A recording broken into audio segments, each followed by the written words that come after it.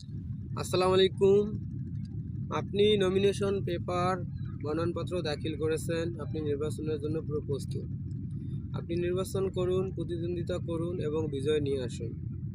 আপনি সেই চেয়ারের অবস্থান করুন এবং সেই চেয়ারের সঠিক কাজ করুন। আপনি কখনোই দেশের এবং দেশের জনগণের ক্ষতি করার চেষ্টা করবেন না। কারণ প্রিয় নবী হযরত মুহাম্মদ সাল্লাল্লাহু আলাইহি সাল্লামের জন্য যখন তার চাচা আবু জেহেল গর্ত করেছিলেন, সেই গর্তে কিন্তু তিনি পড়েছিলেন।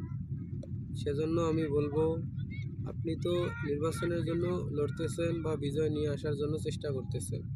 সেখানে গত দুইবারের সাবেক প্রধানমন্ত্রী বেগম খালেদা জিয়া তিনি কিন্তু সরকারের চেয়ারে ছিলেন এবং দেশের জন্য কাজ করেছেন বা দেশের নেতৃত্ব দিয়েছেন। আজ 31শে ডিসেম্বর 2025 তার কিন্তু সমাধি হয়েছে। এটা মনে রাখবেন। আসসালামু আলাইকুম।